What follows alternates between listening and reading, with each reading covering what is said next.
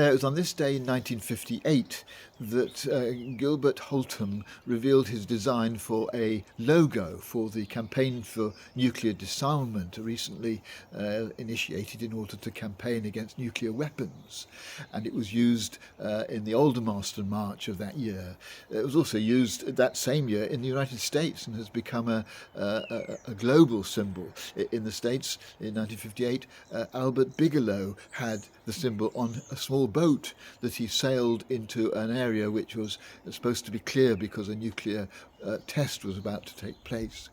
And the symbol has become a symbol of peace activism ever since.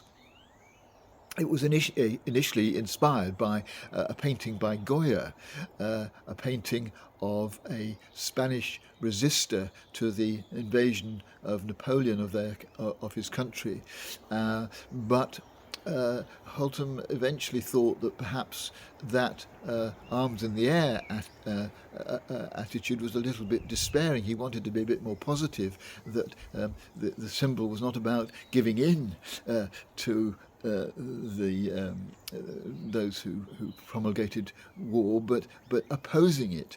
And so he inverted the symbol, and that had the advantage of making it very similar to the semaphore signals for N and D, nuclear disarmament. It's been taken up not only by peace activists but by climate activists too.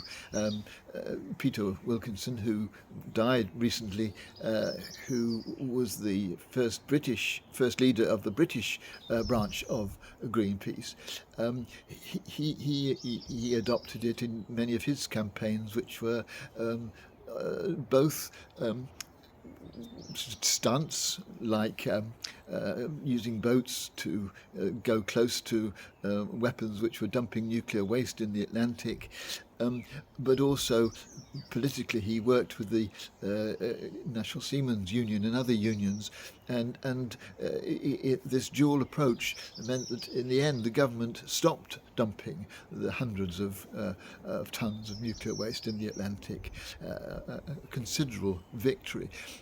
But he adopted this symbol, and many activists over the years have adopted this symbol, each in their own different way, doing something towards trying to create a world that's more peaceful and harmonious.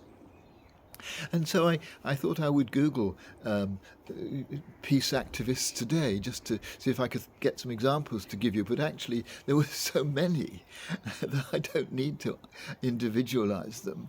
There was a great long list of people, vast majority of whom I had never heard of, who were in their own countries and in their own way doing something towards creating a more harmonious world. And so today I just want to be grateful for all those people, most of them unrecognized, just getting on with doing their particular job of working for peace or campaigning for peace